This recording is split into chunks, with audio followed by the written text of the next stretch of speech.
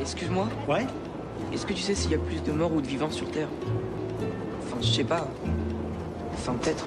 J'aime les gens qui doutent, les gens qui trop écoutent leur cœur se balancer. Tu vas t'abîmer les oreilles avec ce truc. Et puis mon père, il dit que ça peut réduire l'audition. Bonjour à toutes et tous, vous êtes bien sur Campus FM et vous écoutez Enfin peut-être, l'émission du Rasoir Doc, association toulousaine promouvant l'esprit critique. Nous enregistrons cette émission le 18 décembre 2024. Bayrou, féru d'astrologie et pour le cumul des mandats et Premier ministre. Mais passons, ce n'est pas le propos de notre émission. Aujourd'hui, nous n'avons pas d'invité. Nous allons rester entre nous, chers auditorices. Nous allons parler musique. Figurez-vous que dans les chansons, il y a des textes et de la musique. Plus surprenant, s'il y a des textes et de la musique, il y a derrière des gens qui font ces textes et ces musiques. Plus surprenant encore, ces gens diffusent souvent des messages dans ces textes et ces musiques. Là, vous écoutez en fond Superstition de Stevie Wonder et vous vous dites « Ah bah tiens, chanson de circonstance qui dénonce les superstitions. Superstitions and the way. Les superstitions ne sont pas le chemin. » Mais oui, mais en fait non.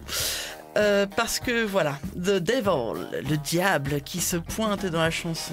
Et oui, very superstitious, devil on the way. Très superstitieux, le diable en chemin. Voici que Wonder nous met en garde contre le diable qui se trouverait en fin de compte derrière ces superstitions. Coïncidence ? Bien sûr que non. Le mec est chrétien, baptiste même, et prêche dans ses chansons l'égalité entre les noirs et les blancs, mais aussi la religion. Persuadé que son succès et son talent viennent de Dieu, il écrit des chansons comme Falling in Love with Jesus. Superstition fait la promotion non pas de l'esprit critique, mais d'une certaine religiosité. Rien de rationnel là-dedans. Voilà donc à quoi nous allons passer l'heure, chers auditorices. Nous allons parler de musique et des messages qu'elle peut promouvoir.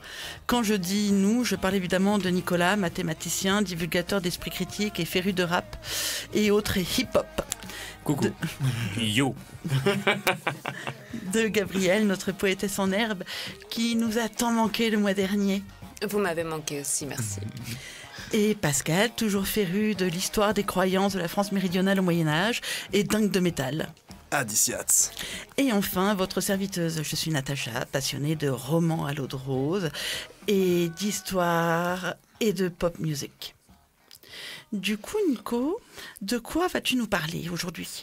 Alors aujourd'hui, on va donc parler de rap français et d'humilité épistémique. Attention, ce n'est pas humidité, ça n'a rien à voir. C'est quand on est humble. Merci, Captain Obvious. Gabrielle, quel est le sujet du jour ? Alors moi, je vais suivre un peu sur le rap et je vais parler tout doucement, un tout petit peu spécifiquement de H-Tone. Et Pascal ? Moi, je suis un métalleux qui fait pas semblant d'écouter du rap comme certains autres, alors je vais parler de métal et de facho. Et moi, de quoi je vais vous parler ? Eh bien, je vais vous le dire. Je vais vous parler de Saint-Valentin, de sale pute et de stigmate. Yeah. Et voici la chronique de Nico. C'est la chronico. Alors oui, tout à fait. Donc moi, je voulais faire une chronique pour parler un peu d'esprit critique et de rap français. Et il y avait tellement de choses à dire que je ne savais pas tellement par où commencer. Et puis finalement, j'ai trouvé une idée. Je vais vous parler du concept d'humilité épistémique, dans le rap donc. Alors d'abord, c'est quoi l'humilité ou prudence épistémique ? Assez simplement, c'est prendre en compte les limites de nos connaissances, de nos jugements.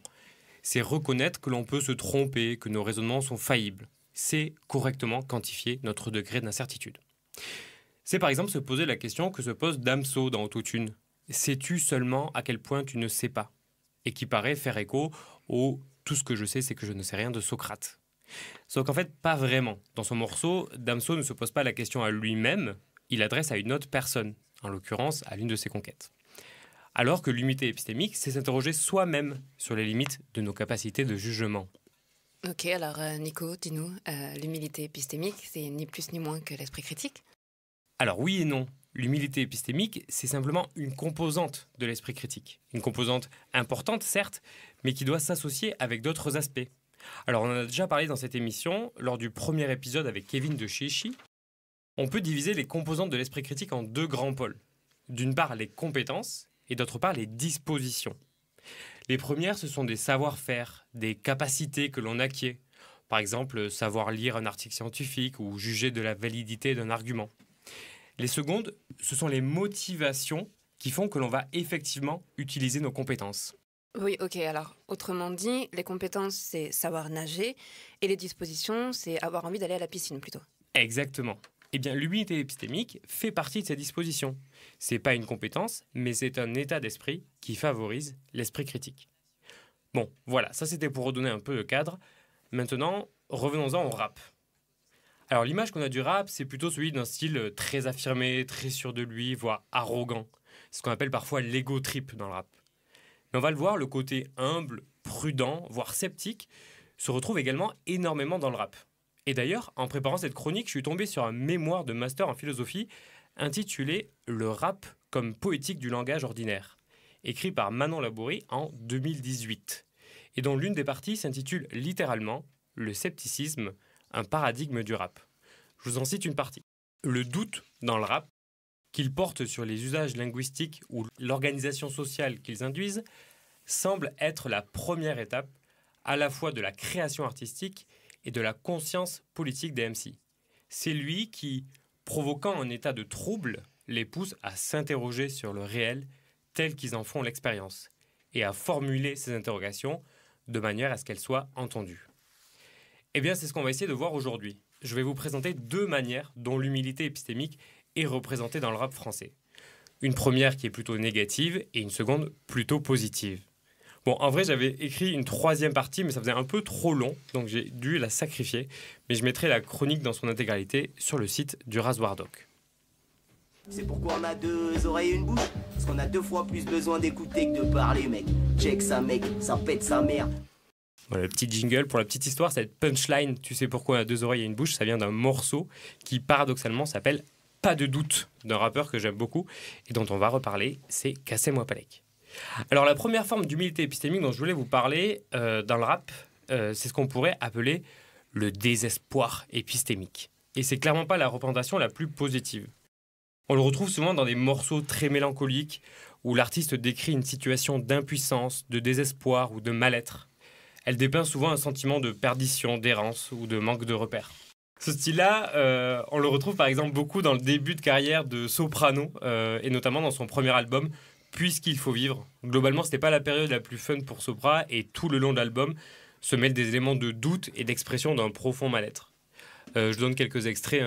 L'hypocrisie qu'on cultive pourrit notre sang. On claque notre temps à faire des trucs bêtes. On n'utilise que les neurones de notre sgeg. Faut qu'on arrête de partager ses péchés plus que son savoir. Faut essayer d'être vrai pour de vrai. Parce que dans ma tête, c'est confus. Des fois, je lâche. Dans ma tête, c'est le désordre, etc., etc. Dans ce cas-là, le doute perd son caractère vertueux. Il mène à un nihilisme, un désespoir et un sentiment d'impuissance. Alors qu'on l'a vu, l'humilité épistémique est censée être un regard critique et mesuré face à ses connaissances qui nous permet d'avancer avec prudence. On retrouve aussi ce désespoir épistémique donc chez d'autres artistes connus pour leur style assez sombre, comme Virus ou Kazay par exemple, qui, je l'ai découvert en préparant la chronique, ont eu un groupe ensemble nommé Asocial Club et qui ont écrit un titre bien nommé Mes doutes. Alors je vous propose justement à la fin du couplet de Kazay qui illustre bien cette coexistence d'un doute épistémique et d'un mal-être. Mes doutes sont des morphales, je cherche une route, mais laquelle ? Je fais le grand pont dans les coins sombres où les gens tombent, où les chansons qui nous ressemblent n'ont ni l'aval ni le tampon. J'ai le calibre sous le menton, je vis la nuit, fais le plancton. Sous les crampons, j'ai du goudron, je voudrais sauter du ponton. On le retrouve aussi chez Gizmo, par exemple, qui est aussi connu pour ses longs textes mélancoliques. Ici, dans le morceau, c'est tout. J'ai été désorienté, des gens bien m'ont ouvert la porte et j'ai pas fait l'effort d'entrer. Me demande pas pourquoi, même moi j'en sais rien. Mais s'il faut trouver des excuses, t'inquiète pas, j'en ai plein. C'est la nature de l'homme, on se ment pour se rassurer, même si on est conscient que ça va pas durer.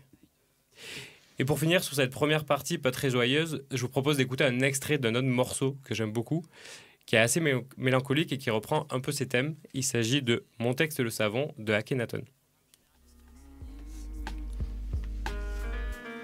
C'est comme ça, il faut croire. C'est ce qui a été dessiné. Et le Mike, c'est peut-être ce à quoi j'ai été destiné, soit. Mais c'est un autre chapitre du livre de ma vie. C'est pour la postérité que je livre notre pan de ma vie quand je serai plus là. Pour ceux qui m'ont tenu la main et ceux qui l'ont lâché. Pour ceux qui firent mes joies et ceux qui l'ont gâché. Pour mes soleils et mes lunes, 361 degrés de rotation. Du rien au tout et puis du tout au rien. Jusque nous sommes rien du tout. En fait on sait rien, c'est tout. À cache.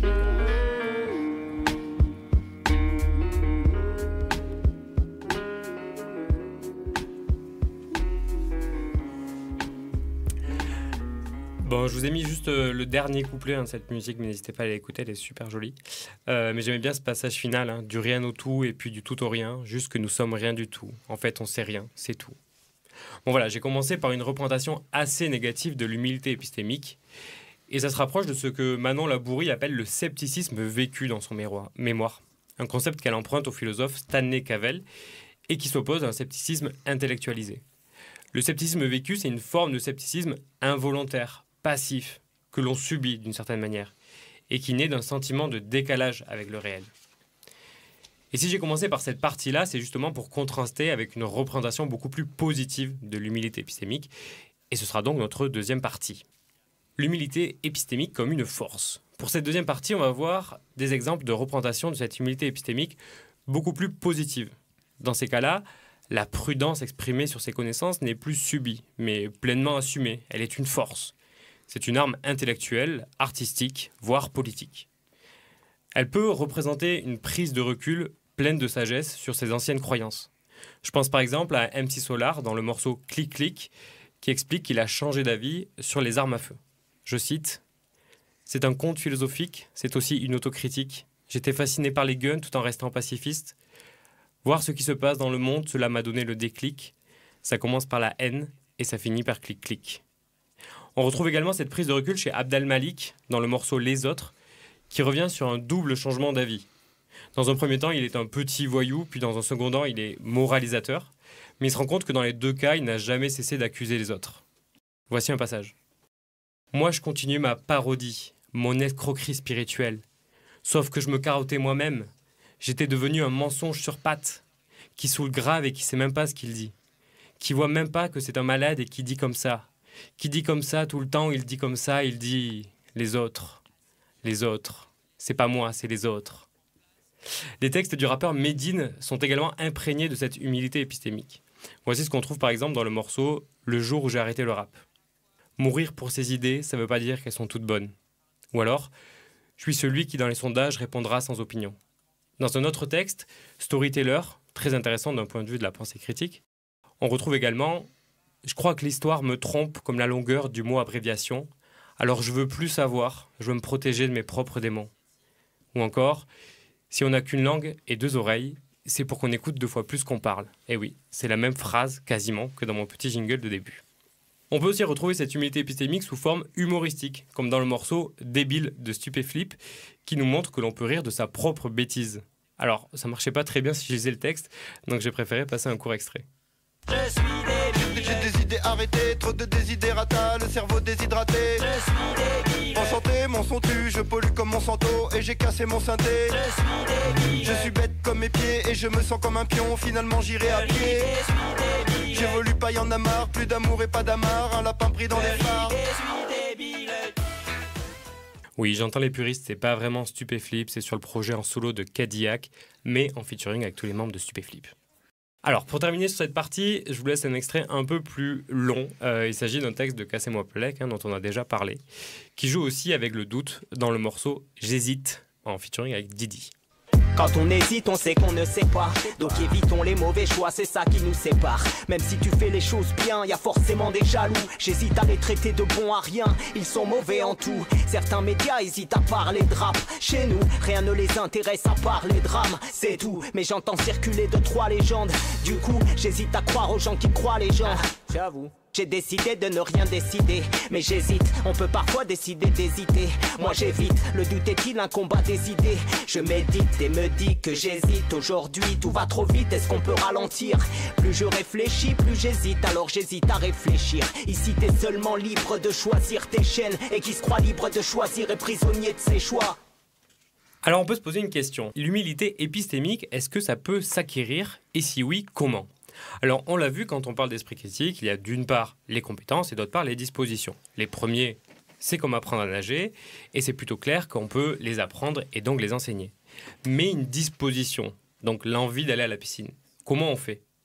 Alors la recherche sur le sujet est balbutiante, mais une des pistes, c'est de passer par l'exemple. Le fait de voir une personne que l'on estime faire preuve d'humilité épistémique, dire qu'elle ne sait pas, rire de sa bêtise ou changer d'avis, ça peut motiver à en faire de même. Ça permet de normaliser l'humilité épistémique. Et c'est pour ça que c'est cool de mettre ces morceaux-là en avant. Des morceaux où le doute n'est plus une fatalité subie, mais un outil intellectuel dont on peut se saisir. Et plus généralement, pour favoriser certaines dispositions, on peut regarder du côté du contexte. Par exemple, il est difficile de faire preuve d'humilité épistémique si tous les médias autour de nous mettent en avant des gens très sûrs d'eux et ne laissent que très peu de place à la prudence. Et cela aurait dû faire la transition vers la troisième partie, les aspects politiques de l'humilité épistémique. Oui, reconnaître son ignorance, c'est bien, mais ça pose des questions. Au moins 2 questions. D'une part, celle des facteurs socio-économico-politiques qui engendrent cette ignorance. Et d'autre part, l'ignorance, oui, mais par rapport à quoi? À quelle norme de connaissance? Du coup, je ne développerai pas ici, mais vous pourrez donc retrouver cette partie sur le site du Rasoir Doc. On mettra le lien en description. Alors, on l'a vu à travers un certain nombre de textes, l'humilité épistémique est une disposition qui favorise l'esprit critique quand il est possible de s'en saisir et qu'elle n'est plus une fatalité que l'on subit. L'humilité épistémique est une attitude métacognitive, dans le sens où c'est une attitude d'observation de nos pensées. Et en l'occurrence, elle consiste à juger et exprimer son propre niveau d'incertitude. Mais ce n'est pas la seule disposition. On peut penser par exemple à la curiosité, l'ouverture d'esprit ou l'honnêteté intellectuelle. Et on l'a vu aussi, ces dispositions doivent également se conjuguer avec des compétences plus techniques. Bref, l'esprit critique, c'est vaste, et de bien des façons, les rappeuses et les rappeurs s'en sont saisis. Ou en sont parfois des contre-exemples, également intéressants d'un point de vue pédagogique. J'espère qu'on aura l'occasion d'en reparler. Avant de vous laisser avec un dernier morceau qui incarne magnifiquement l'humilité épistémique, je voudrais faire une dernière remarque. Les textes de rap, on l'a dit au début, portent souvent l'expression d'une assurance, d'une fierté, voire d'une arrogance, et peuvent paraître assez contradictoires avec l'humilité épistémique et donc l'esprit critique. Mais je pense que c'est plus compliqué, parce que des fois c'est utile aussi de pouvoir porter une voix avec de l'assurance, ou ça peut rendre un texte fort et puissant. En fait, ça dépend du contexte, et ça dépend de l'objectif. Alors je me dis que l'esprit critique, c'est pas telle ou telle compétence ou disposition épistémique qui marche tout le temps. L'esprit critique, c'est peut-être plutôt savoir adapter son cadre épistémique en fonction du contexte et de l'objectif. Alors pour finir, on va écouter une chanson de Jacques Brel. Alors vous allez me dire, oui, Brel, c'est pas un rappeur, Nicolas. Alors déjà, je vais vous dire que c'est ma chronique, donc je fais ce que je veux. Et puis en plus, dans son style, ses textes ou l'influence qu'il a eue, si, Brel, c'est quand même un peu du rap. Et la chanson qu'on va écouter, c'est Grand Jacques. Et c'est un parfait exemple de prise de recul sur ses propres croyances.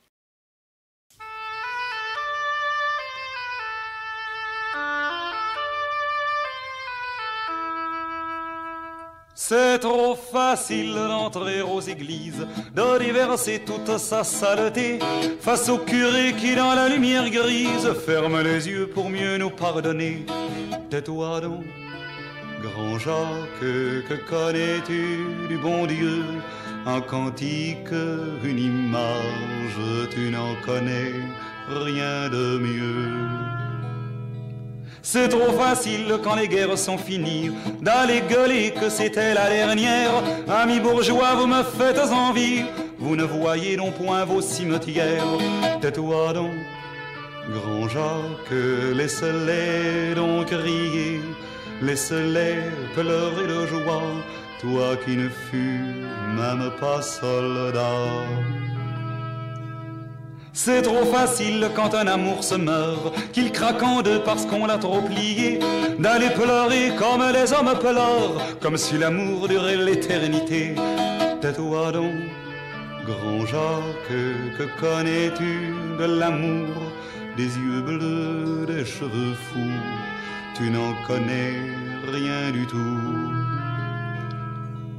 Et dis-toi donc, grand Jacques, dis-le toi, bien souvent, c'est trop facile. C'est trop facile de faire C'était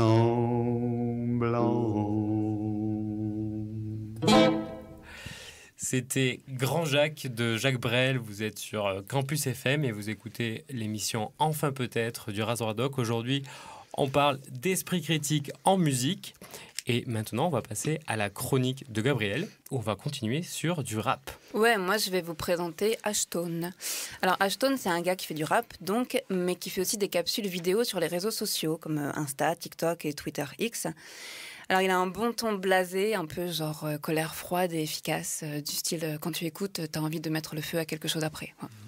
Et il se trouve qu'en 2019, il a enregistré un morceau qui s'appelle Complot Tsitsimitl, en collaboration avec, je répète, Tsitsimitl, un cynique, sceptique, anarchiste qui fait des vidéos sur l'esprit critique. Donc, pour l'occasion, c'en était une sur le complotisme, et la chanson qui l'accompagne, elle commence ainsi. Freestyler série, spéciale dédicace à Kevin Complot du 92, grand chercheur de véritude, artiste du doute incompris. Le doute, ouais, c'est bien, savoir s'en servir, c'est mieux. Parfois on le voit venir de loin, parfois ça pique les yeux. Y en a toujours qui tiquent, rarement moins qui le crient, mais c'est pas toujours les plus critiques qui te parlent de son esprit. Voilà, le doute c'est bien, savoir s'en servir c'est mieux, et ça vaut pour nous ici aussi bien sûr. Avant de mettre un autre morceau, je voudrais vous passer un extrait d'interview.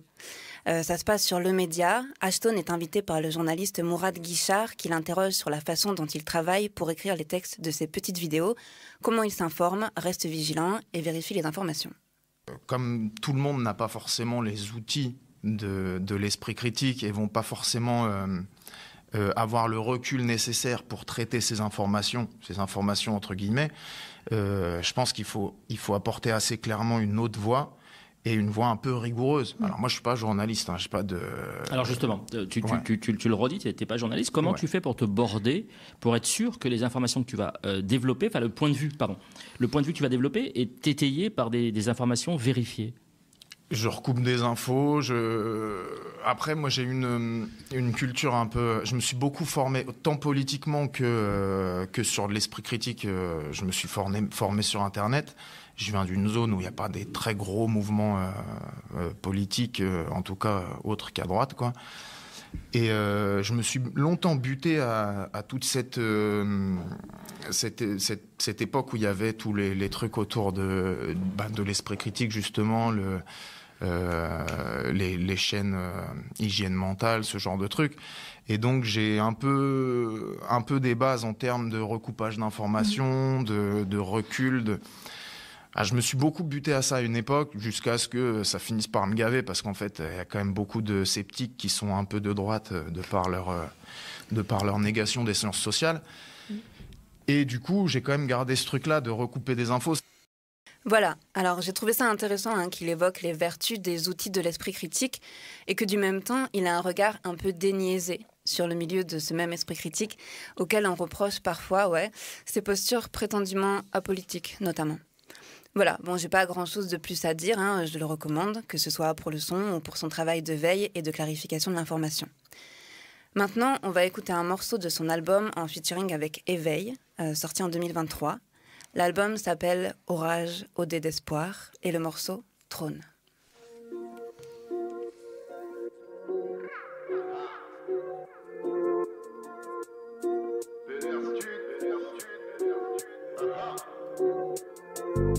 On a bâti des trônes pour y poser des culs. On en a botté des culs autant qu'on a pris des tôles. On a bâti des tôles, c'est aplati dessus. Et on est ressorti des tonnes, au moins en partie déçu. Faut acheter est à moitié comprise. Et c'est surtout qu'il faut pas acheter l'eau du bain dans les orties. On se revend des couverts en se relevant des coups durs. Plus on se revendique couvert, plus on est con comme des clôtures.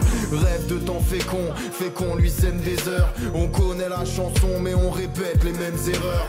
Plus on est amer, plus on s'amarre à des tribuns. Et si on fait de la merde, c'est qu'au moins ça on le fait bien. Se fout bien des ôter du reste, qui peut bien nous ôter du respect. Le tout est déjà dans la beauté du geste quand s'agit de jeter du lest. Et derniers resteront derniers, nul ne fait l'accueil. Les portes resteront fermées pendant que le ciel nous fait la gueule. Et le temps pleut, une flaque sur la tombe et v'là que les actes nous rattrapent. Un flingue sur la tempe, une frappe sur la table qui fait voler les fers revers, qui frappe sur la table de qui préfère voter des mères de merde.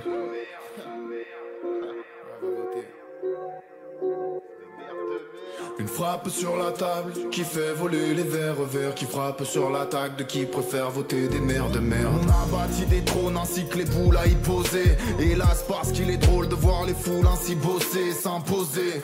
Ce qu'il fallait bien rendre à César mais qui n'appartient qu'au passé. Il fallait bien qu'on dresse des armes et foutons-nous sur la gueule tant qu'on ne fracasse que d'autres pauvres qui fracassent et d'autres que on en chialera sur d'autres épaules. On tourne en rond dans un bocal qu'on a construit. En tournant on laisse des écailles mais n'oublie pas ce qu'on a compris. Rien du vide, c'est de loin ce que l'on retient, ouais, c'est au moins ce qui nous remplit. Rien du vide, c'est au bas ce que l'on revient quand est-ce que l'on remplit. Est-ce qu'on s'émancipe seulement c'est mon skill, sauvant ce qui peut. C'est vrai à skip, le sevrage pique, qu'on sauvera si peu s'il pleut. Sur les crânes ça va pas faire pousser l'espoir, histoire de croire qu'on y est pour rien. On regarde en fait passer l'histoire. On a bâti des trônes, et puis des dieux, et puis des maîtres. Et chacun a rempli son rôle, autant qu'il a vidé sa tête. Puis on a atterri là, et peut-être qu'il fallait ça pour voir que le problème c'est pas qu'il a, non le problème c'est le pouvoir. Les trônes on s'en fout bien comme des cookies, ils sont vissés dès lors qui procurent rien d'autre qu'un endroit où se poser. Vie des cages dorées d'avant, sache qu'il en est qui ne prient rien et qui ne veulent plus dorénavant ni Dieu ni maître ni tribun. Vie des cages dorées d'avant, sache qu'il en est qui ne prient rien et qui ne veulent plus dorénavant ni Dieu ni maître. Vie des cages dorées d'avant, sache qu'il en est qui ne prient rien et qui ne veulent plus dorénavant ni Dieu ni maître ni tribun. Fille des cages dorées d'avant, sache qu'il en est qui ne prient rien et qui ne veulent plus dorénavant ni Dieu ni maître ni tribun.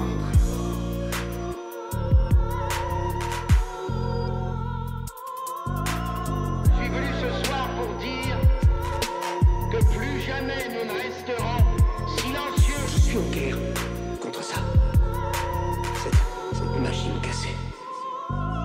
Ce système malade. Vous êtes sur Campus FM et vous écoutez enfin peut-être l'émission. Aujourd'hui, on parle de musique. On vient à l'instant d'écouter Ashton en featuring avec Éveil, le morceau Trône. Est-ce que quelqu'un dans cette salle a quelque chose à ajouter ?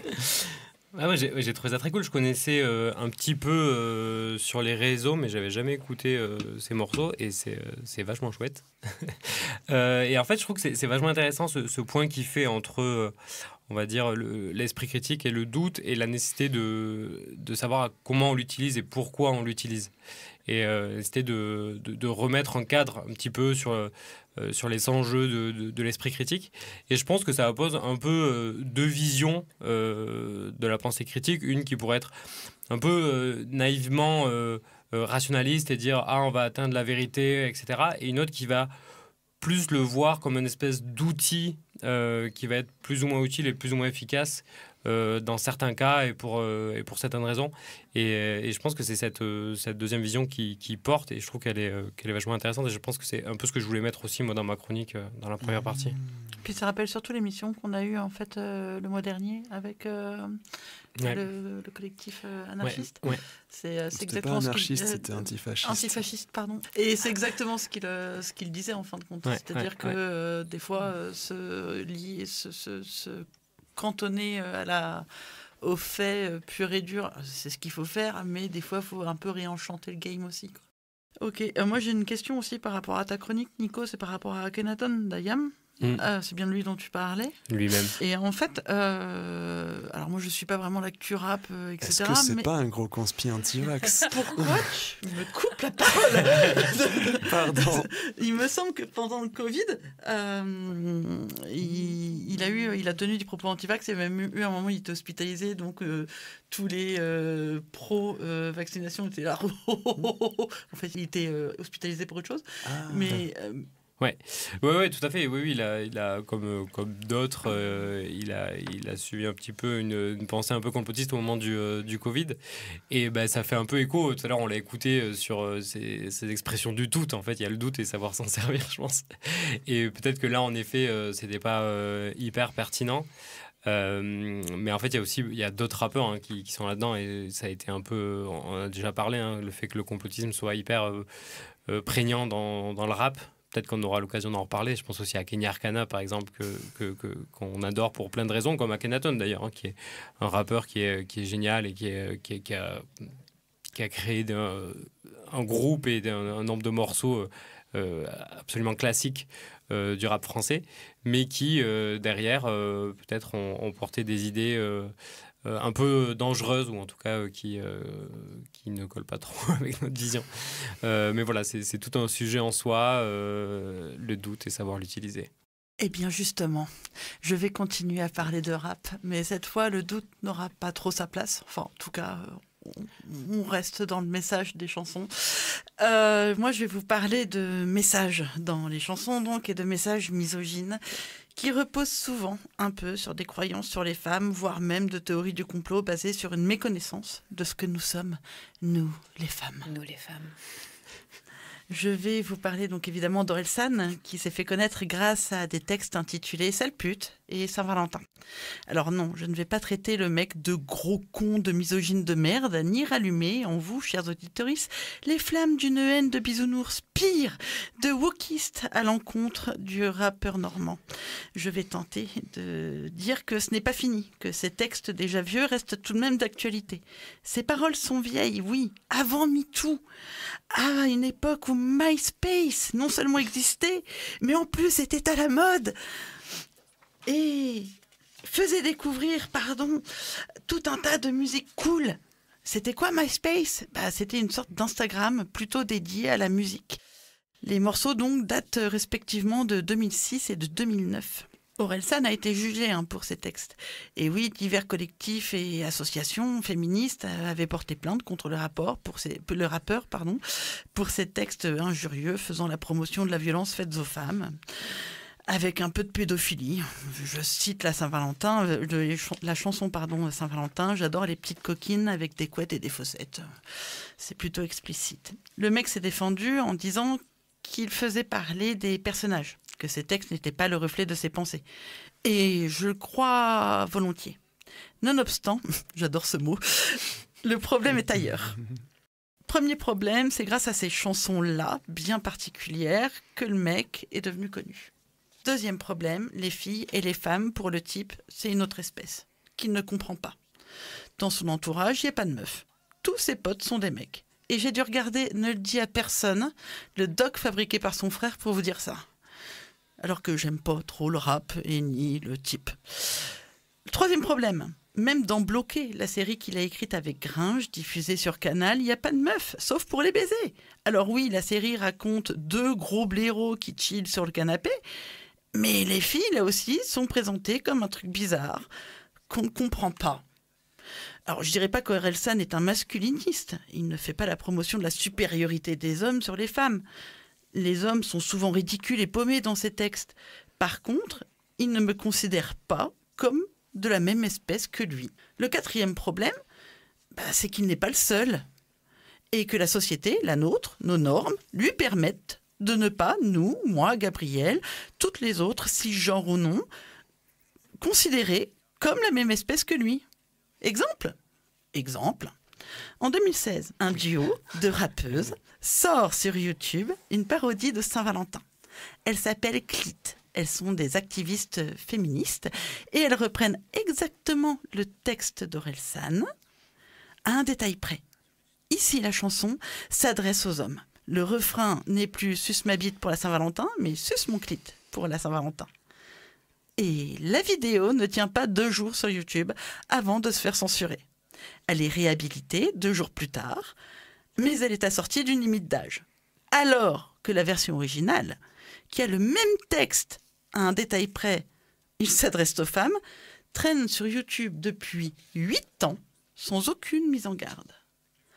Et je vous vois venir, vous autres, en disant « Gneu, mais c'est l'image qui est explicite !» Ouais, et le clip d'Orelsan, il n'est pas explicite peut-être ? Eh ben si, il l'est. Alors, qu'est-ce qu'on en tire de tout cela ? Eh bien, on en tire une théorie sociologique mise au jour par Erving Goffman et reprise par des spécialistes du discours dans les médias dans un ouvrage collectif, Stigmatisés, discours médiatiques et normes sociales, co-dirigé par Maël Bazin, Frédéric Lambert et Giuseppina Sapio, dont j'ai eu l'honneur de suivre son cours en master. C'est quoi un stigmate ? Selon Goffman, il peut être visible ou invisible. C'est un attribut singulier à un individu qui le disqualifie dans ses relations sociales. Les stigmates changent en fonction de la société. Et il me manque une page pour ma chronique. On va y arriver. Je vais donc sûrement improviser la suite parce que je connais par cœur. Ah, vas-y alors. Donc, ces stigmates sont visibles ou invisibles. Donc, ils peuvent toucher les personnes en situation de handicap, la race, l'orientation sexuelle, etc., etc.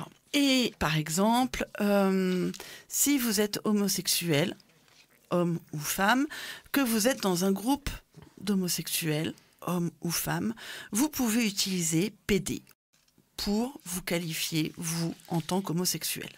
Par contre, si un hétérosexuel cisgenre utilise ce mot-là redevient injurieux. Vous vous êtes approprié le stigmate. Même chose aux États-Unis, il y a le N-word, le terme nigger, nègre en français. Les Noirs, entre eux, utilisent régulièrement nigger. On le retrouve très très souvent dans les chansons de rap, dans les textes de rap, pardon. Mais si un blanc utilise ce terme-là, il renvoie immédiatement à l'esclavage, au racisme et redevient injurieux. Appropriation du stigmate. C'est exactement ce qu'ont essayé de faire les filles de Clit.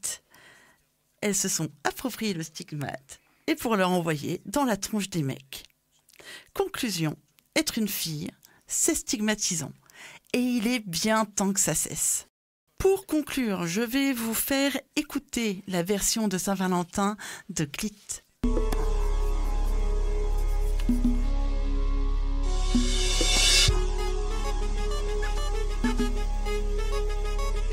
Yeah. Oh.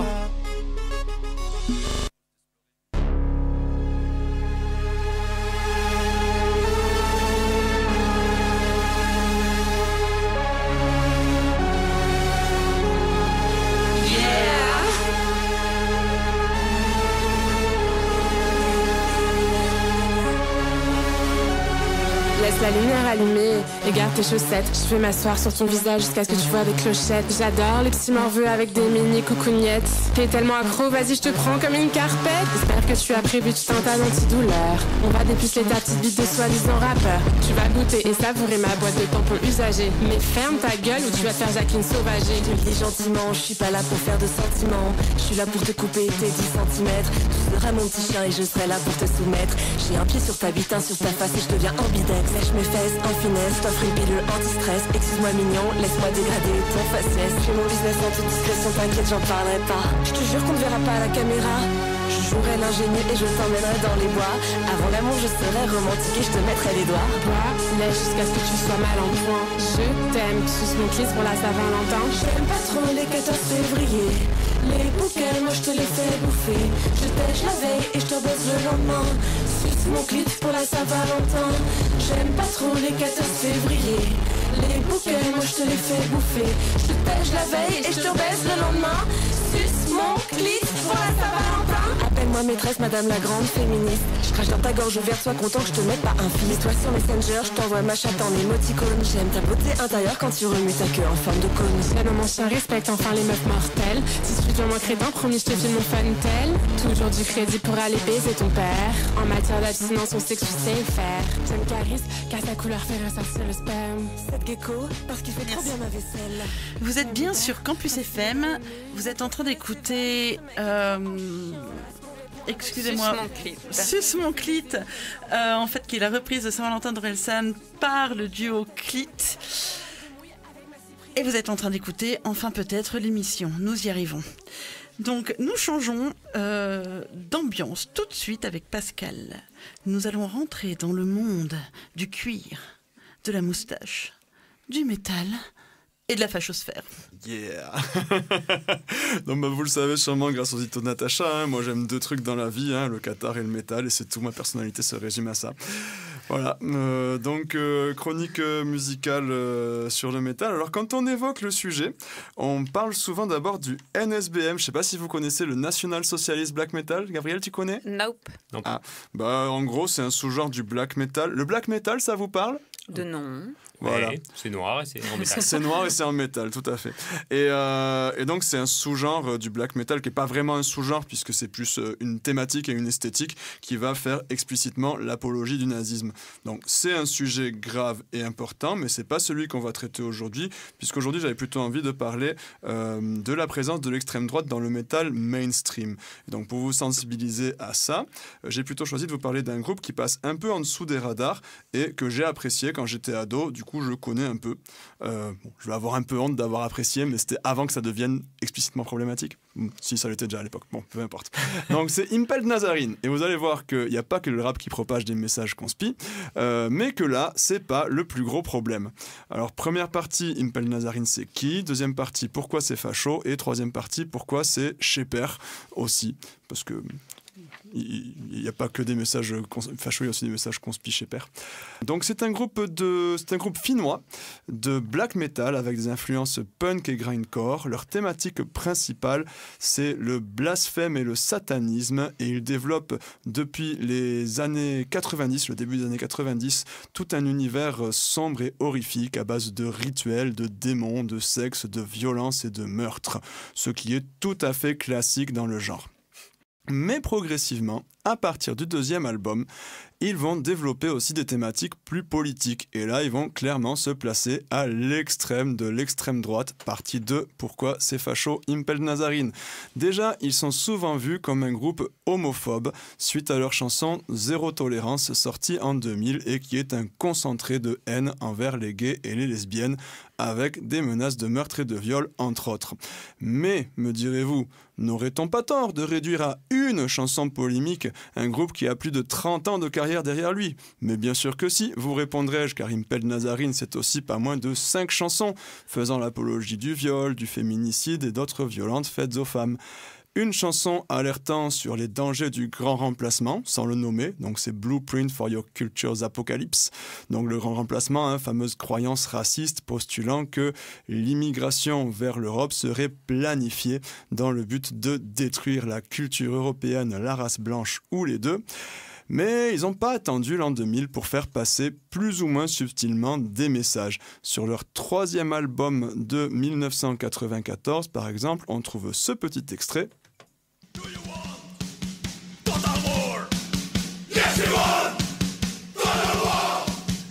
Bon, c'est pas leur meilleur, mais ça, donc, c'est une reprise, en fait. C'est une reprise d'un groupe qui s'appelle Non, N-O-N, et qui est, lui, un peu plus explicitement nazi, déjà, puisqu'il y a beaucoup d'imagerie nazie dedans, et qu'il est tenu par un gars qui s'appelle Boyd Rice, qui est basiquement, en fait, un fasciste états-unien.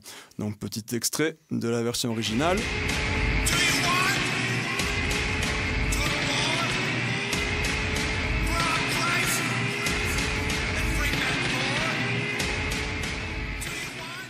Bon, c'est pas super gay, ça va pour l'instant ? Ouais.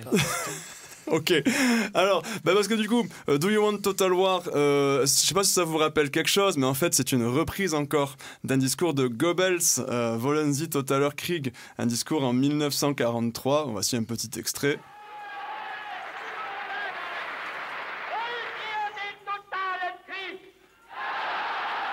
Voilà, donc en gros ça c'est Goebbels qui raconte que... si le peuple allemand veut la guerre totale avec le reste de l'Europe en 1943. Bon voilà, on est sur quelque chose déjà d'assez explicite, et ça c'est le 3e album de 94. Et bon, ça c'est juste pour les paroles explicites. On pourrait analyser les textes afin d'y déceler du dog whistling, c'est-à-dire des messages politiques codés destinés à une partie du public sachant les décoder et les approuvant. Mais bon, partie 3, pourquoi sécher père? On n'atteint pas ce niveau d'activisme d'extrême droite sans gober bien entendu une ou deux théories conspi. Donc on a parlé du grand remplacement tout à l'heure qui en est une, mais il se qualifie aussi de mâle alpha, reprenant la terminologie pseudo-scientifique du mouvement masculiniste. Et dans une autre chanson, ils mettent sur le même plan Greta Thunberg et la croyance en la Terre plate. Donc j'imagine qu'ils sont aussi climato-dénialistes. En conclusion, si je vous parle un peu en détail de ça, c'est pour vous faire comprendre qu'un groupe avec ce niveau-là d'implication à l'extrême droite, dans la scène métal, bah ça passe. Ils ont bien eu quelques déprogrammations dues à des pressions de collectifs antifascistes, dont une ce mois-ci, joyeux Noël. mais leur carrière continue bon an mal an dans le circuit des salles et des festivals spécialisés. Ils ont joué 3 fois au fameux Hellfest de Clisson par exemple. Voilà, j'aurais pu vous parler aussi de groupes plus connus comme Marduk, Bourzoum ou Pantera, ou de groupes plus locaux comme les Gascons de Boisson Divine, avec leur participation à des vidéos des influenceurs d'extrême droite Papacito et Baptiste Marché. La banalisation des discours d'extrême droite dans le métal n'est malheureusement pas un cliché, mais un problème réel et ancien que beaucoup de métalleux minimisent en invoquant la provoque et la liberté d'expression. Mais un problème contre lequel une partie de la communauté commence à se fédérer en partageant des infos sur qui est facho et qui ne l'est pas sur des espaces dédiés sur Internet. Moi par exemple, je suis sur Is It Fash The Musical sur Facebook, mais il y a aussi des choses sur Reddit. Mais aussi en créant des structures où les idées et les personnes d'extrême droite ne sont pas admises, comme le festival Rockin' Bourlon, les chaînes YouTube Antifasciste Black Metal Network et Antifasciste Steel, ou des labels clairement antifascistes tels que Fiar Productions ou Grimestone Records. Et donc c'est ça qu'on va écouter, The Highest Divine par Bergfried, extrait de l'album Romantique 2 paru chez Fiar.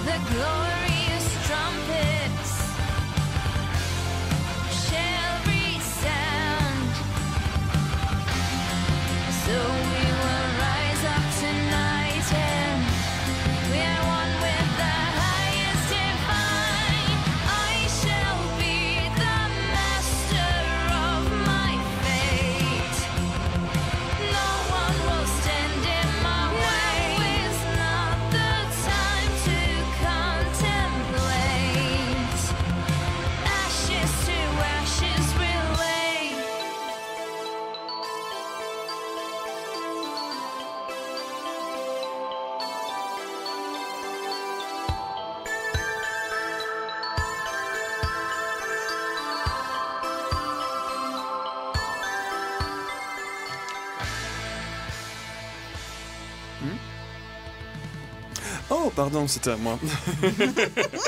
Donc, on vient d'écouter un extrait, forcément un peu trop court, de Bergfried. Alors, pour info, ça s'écrit Bergfried, et c'est sorti chez Fiar, mais c'est du gaélique Fiar, ça s'écrit Fiadh. Donc, si vous cherchez ça sur Bandcamp, et vous trouvez si vous cherchez. Ok. Du coup, tu voulais rajouter un truc par rapport au morceau ? Oh oui, complètement. Oui, voilà. Moi, ce que je voulais dire, c'est que moi, j'avais un peu le cliché que, comme beaucoup de métalleuses et métalleux, je pense, que le métal estampillé antifasciste, en fait, ça se cantonne au RABM, le Red and Anarchist Black Metal, qui est la réponse, en fait, de gauche au NSBM, tout à fait. J'ai suivi. Merci. et qui est presque un style musical à part entière, puisque c'est pas juste les thématiques. Il y a la thématique donc de gauche qui va être présente, mais il y a aussi une influence punk qui va être plus présente. Et en fait, moi, c'est pas ça que je vais chercher quand j'écoute du métal. Moi, je suis plus dans le trip où on va s'échapper de la réalité, aller dans des mondes imaginaires avec des dragons, des elfes, des démons, ce genre de choses. Et en fait, j'ai découvert, donc, en m'y intéressant un peu plus, que on trouve ça aussi dans le métal antifasciste. C'est-à-dire que là, Bergfried, c'est chez Fiar, donc sur un label clairement affiché antifasciste. Et en fait, ça raconte une histoire dans un monde de médiéval fantasy. Le petit glitch un peu féministe, c'est que le diable et Dieu vont être genrés au féminin dans les paroles, puisqu'il y a le diable et Dieu qui existent, mais qui sont genrés au féminin. Et c'est surtout un truc, c'est un gros truc de nerd en gros, et moi j'adore. Ouais, et t'aimes bien les légendes rurales aussi peut-être ? Oui. Pardon, c'est juste pour faire un clin d'œil au fait que t'as aussi un groupe de métal. Et c'est le nom de l'album, hein, c'est ça ? Ouais, c'est ça. Ok, très cool. Et en fait, moi, en t'écoutant parler de métal, je me faisais la réflexion qu'au moins dans le rap, on est un peu... je me considère bien. Vas-y. Le rap est un peu épargné par les questions d'extrême droite, etc. Et puis après, je me suis dit, non, pas forcément, parce qu'au moins, sur le côté misogyne, sur le côté homophobe, d'ailleurs, il y a une vidéo entière de Irascible, une chaîne YouTube qui parle de rap et en lien avec l'esprit critique, qui parle de l'homophobie dans le rap, par exemple. Là, clairement, on retrouve et le conspirationnisme aussi, tout à l'heure, on le disait, on retrouve aussi des thèmes de l'extrême droite. Alors peut-être que le racisme est un peu épargné, on va dire, dans le rap, mais on retrouve d'autres éléments de l'extrême droite. Et voilà, du coup, c'était intéressant, je trouve, de voir ça. Et du coup, on arrive bientôt à la fin de cet épisode et je me posais une question. En fait, voilà, on a parlé beaucoup de musique, de chansons qui portent des messages. Et je me demande à quel point, en fait, vous considérez que vous avez pu être influencé par des musiques. Est-ce que vous considérez que certaines musiques, certains styles, certains artistes ont forgé, que ce soit votre esprit critique ou votre culture politique ? Ou est-ce qu'en fait, on n'est pas en train d'imaginer qu'il y a une influence qui, en fait, au final, n'existe pas et peut-être qu'en fait, on écoute juste de la musique parce que ça fait boum boum et c'est cool. Et en fait, le message, peut-être qu'il passe pas. Je sais pas ce que vous en pensez. J'ai deux avis. En fait, mon expérience personnelle de la musique, c'est que j'écoute beaucoup de musique anglophone et que justement, j'aime ne pas comprendre les paroles. Parce que ça me gâche souvent le plaisir. En fait, quand je comprends les paroles, je suis « Oh, c'est nul !» Et voilà. Et du coup, je préfère ne pas comprendre les paroles en règle générale. Et c'est pour ça que j'ai un peu de mal avec la chanson française, parce que à chaque fois, je trouve quelque chose d'assez dérangeant. Et l'expérience de la chanson française que j'avais étant enfant avec ma famille, c'était Gainsbourg qui me dérangeait au plus haut point ou qui me mettait vraiment mal à l'aise. En tant qu'enfant, déjà, et en tant qu'adulte, maintenant que je comprends réellement ce qu'il dit, c'est puissance 28 000. mais voilà. Mais par contre, je vois mes élèves qui écoutent beaucoup de rap français. Ça va de machin et Dinaz, là. Djadjou et Dinaz, Djoul, etc. Où, en fait, ils écoutent leurs textes, ils comprennent leurs textes et... Ils sont assez admiratifs en fait du parcours des types qui partent un peu du même milieu qu'eux pour s'élever jusqu'à la stratosphère. Et les messages qu'ils disent dans leurs textes, pardon, je suis longue, portent quand même la misogynie, le masculinisme, etc. Au nu. Et du coup, les jeunes hommes et les jeunes femmes que j'ai en face de moi en classe sont quand même assez axés là-dessus et l'intègrent, je pense, et l'intériorisent voilà. via la musique. Ouais. Et vous avez un avis, Pascal et Gabriel? Oh, à fond. Toi, t'as pas d'avis, Gabriel? J'ai un avis, mais je n'ai pas de temps. Pareil. Ah, désolé. Non, c'est bon. Toi, tu dirais oui, Pascal? Ah oui, moi à fond. Moi, j'ai toujours appris des chansons par cœur et je pense que la musique, c'est clairement quelque chose de fédérateur au niveau des idées aussi, quoi. Mais c'est même théorisé par aussi bien à gauche qu'à l'extrême droite. C'est quelque chose qui est tout à fait théorisé, hein. Et par les artistes eux-mêmes. On a le temps pour Gabriel, vite fait. Ok, alors je vais dire très vite mon avis. Alors moi, je me suis plutôt considérée comme lectrice en fait pendant très longtemps, et donc j'avais une espèce de binarité de me persuader que le texte se situait dans la littérature et que la musique, c'était de la musique, en fait, même quand elle portait un texte. Et je pense que c'était une erreur. Et j'ai mis beaucoup de temps à me rendre compte qu'en fait, on pouvait véritablement écouter ce qui se disait dans une musique, dans une chanson, donc précisément dans le texte qui était véhiculé. Et je pense que voilà, il peut y avoir ce risque aussi de ne pas toujours faire attention précisément à ce qu'on écoute. Et ça marche quand on écoute dans une langue étrangère, ça marche quand on écoute, j'imagine, du métal, par exemple, où on ne comprend pas forcément les paroles, vu la façon dont elles sont prononcées. Et voilà, je suis obligée de courir vers ma conclusion là, mais voilà, je pense que c'est très intéressant, très important de prêter attention aux paroles, mais que c'est pas un réflexe. Ouais, et pareil, pardon, je peux donner mon avis? Non, mais en fait, j'ai du mal à me faire un avis et je trouve que c'est assez paradoxal. J'ai l'impression qu'il y a certains messages qui m'ont beaucoup marqué dans le rap et j'ai l'impression d'avoir fait une partie de ma culture politique à travers ça. Et à côté, j'ai l'impression qu'il y a des textes que j'ai écoutés mais des centaines de fois et j'ai jamais capté ce qu'ils disaient. Et par exemple, on parlait de Kenny Arcana tout à l'heure très rapidement.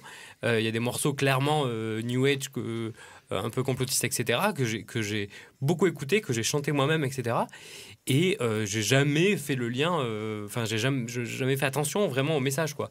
Et du coup, j'ai l'impression qu'il y a un peu les deux. Alors, je sais pas pourquoi, des fois oui, des fois non. Mais j'ai pas l'impression que le message passe tout le temps chez moi, en tout cas. Voilà. Eh bien voilà, on est dans les temps. On a réussi à dire tout ce qu'on voulait dire. Voilà une heure de très bien remplie. On remercie bien fort Thomas qui a eu la patience de nous écouter, de réaliser l'émission de A à Z. Bisous, enfin peut-être. Excuse-moi. Ouais. Est-ce que tu sais s'il y a plus de morts ou de vivants sur Terre? Enfin, je sais pas. Enfin, peut-être. J'aime les gens qui doutent, les gens qui trop écoutent leur cœur se balancer. Tu vas t'abîmer les oreilles avec ce truc. Et puis mon père, il dit que ça peut réduire l'audition. Vous venez d'écouter Enfin peut-être l'émission, le rendez-vous mensuel de la pensée critique, une émission proposée par le Rasoir Doc avec le soutien considérable de Campus FM. Vous pouvez retrouver les précédents épisodes et les autres formats du podcast Enfin peut-être sur toutes les plateformes d'écoute et sur nos réseaux sociaux. On espère que vous avez passé un bon moment en notre compagnie. N'hésitez pas à nous faire vos retours, satisfaits ou critiques bien sûr, et on se retrouve bientôt pour de prochaines réjouissances. Enfin peut-être.